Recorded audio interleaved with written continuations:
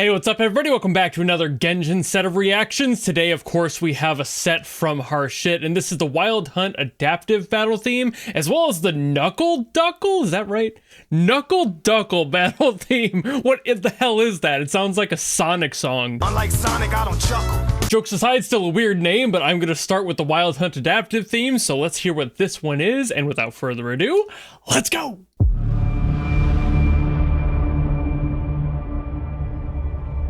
Well, it's already got that atmosphere that we've previously heard in this area.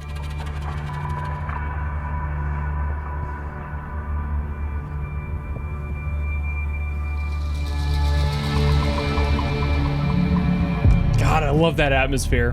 It's so ominous. It really feels like at any point, something that's like 20 stories tall could just walk around the side of the mountain. It's got that aura to it.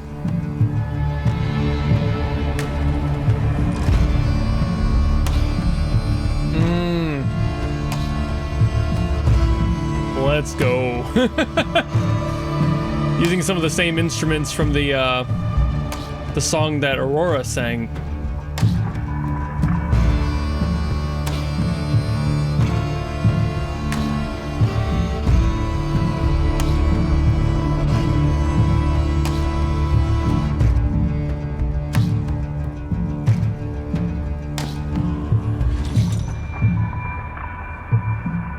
Love the detail of the chains there, too.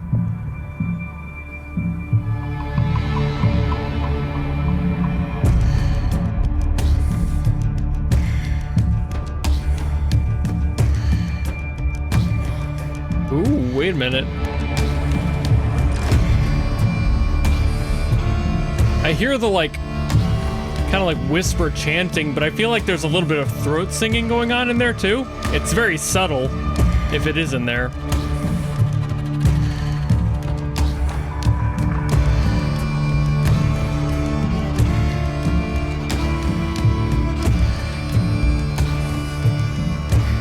I think the coolest part is this doesn't really feel like a battle theme.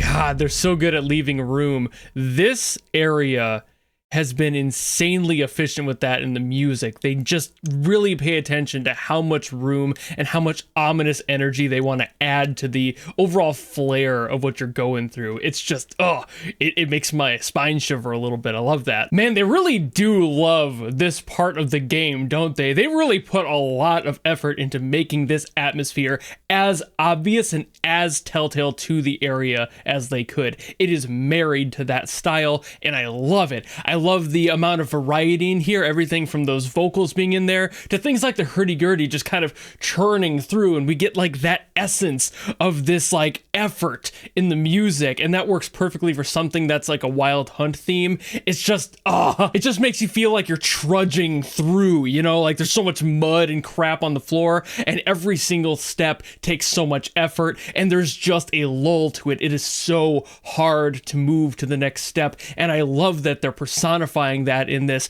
Again, I'm not entirely sure what area this plays in. I've only played in like one or two of the spots, and it was very much a beeline through them, so I didn't get to experience basically any of the stuff that would like make it thematically obvious to me, but I did run through like this field that's pictured, so I kind of feel that if this is where this plays, that would totally make sense. This desolate wasteland, this bog that you have to deal with, that's just a bunch of people standing around. From what I saw, there was like some NPCs or something, like fighting large creatures next to some portals. I didn't interact with those just in case it triggered anything, but I could see that, and if that's what the Wild Hunt is, this fits so well, because like they were like one person versus whatever was about to come through that portal, and that essence is exactly what this is. It's somebody who has to do their job and take things down despite the difference in strength and abilities. It's just it's got to be done. And that weight is bared in this song, and you feel every ounce of it. That's just really cool for me to hear a song like this, a sound like this, an essence like this in a game that, at least for me so far, because I've only just kind of started going through Inazuma's Archon quests and everything, it has been lighter hearted than this. I mean, obviously there are intense things going on and there are battles you have to deal with, but the overall tone of the game hasn't gotten to whatever this is yet. I haven't reached this part of the story, so it's like, what led to this? The world that we're in is different from the one where we started, and I'm still very much near the beginning. So I have a lot to learn before I become whatever this song is pulling out of you. It's like that veteran who's been through it and is just dealing with it, and they're just like warning the young kids to not get too cocky because there's a lot more shit to come.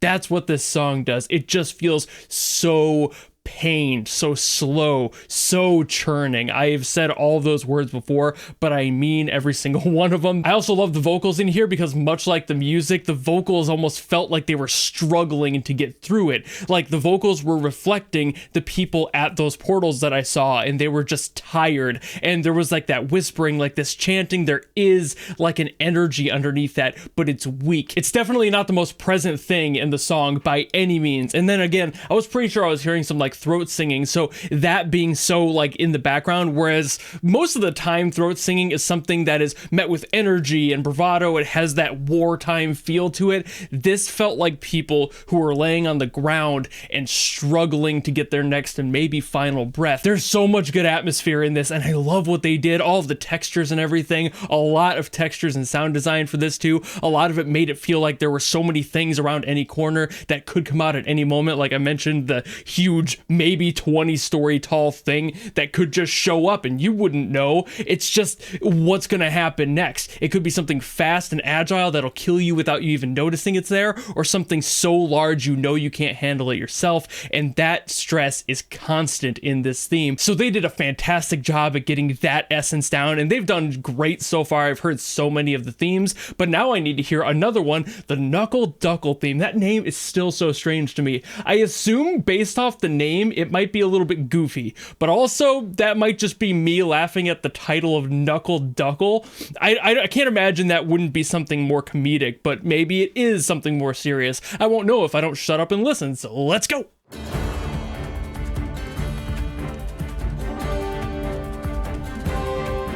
Wait. Okay, this is definitely going to be a little bit more goofy because it's a robot duck. Oh, it's probably like a training thing, isn't it? Kind of like boxing training. You would have like some sort of a pylon with like multiple arms in this case. Okay, yeah, okay. I was right, a little bit more goofy. And the song itself is a lot more upbeat than the other one. Not nearly as atmospheric in its approach, so. A little bit of bass solo.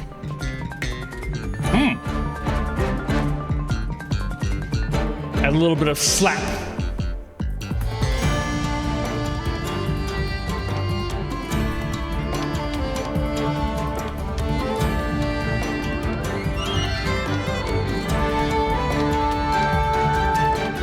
Yeah, it's got like a whimsical edge to it.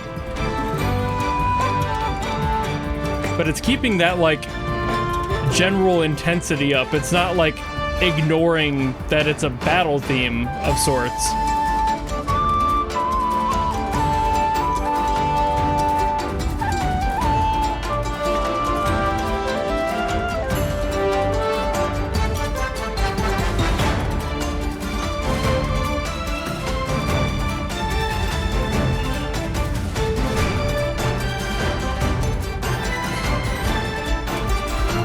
It's just, this one's a lot more fun. Oh, and it ends there?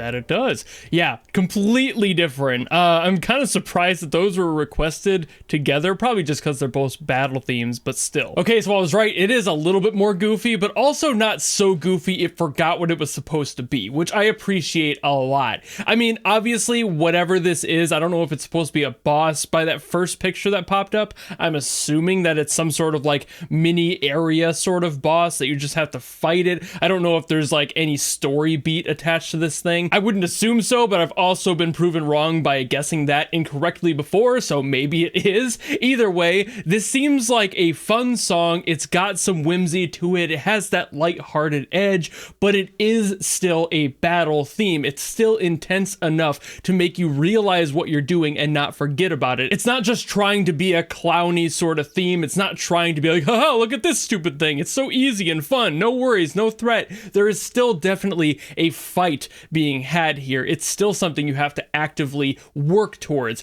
but they definitely kept the energy a lot lighter and a lot brighter, having the flute in there, even that bass line being a little bit funky, having the slaps in there. Davey504 would definitely approve. But in general, again, they just kept it balanced. They're really good at doing that, and for this one, they didn't need any of the atmosphere like the other one did. That's supposed to be a little bit more weight-bearing and have a lot more of that dread to it. This one is just like, oh, it's time to fight this thing now. It's a little weird maybe, but hey, I can handle this. It's a lot more confident. The theme reflects that. It just ends up working really well. I don't know what the hell this thing is supposed to be. I'm assuming it's based around, like I said, some sort of a pylon with multiple arms. It almost looks like a carnival ride that I've seen, like those chairs spinning ones. Like, it's very possible it's actually based off something like that, which just makes me go, why the hell? But I also know this entire area is basically like a giant kit bashing of a bunch of cultures and a bunch of different things, and that would definitely make sense for something like this that's clearly a mechanical thing of some sort. Somebody put it together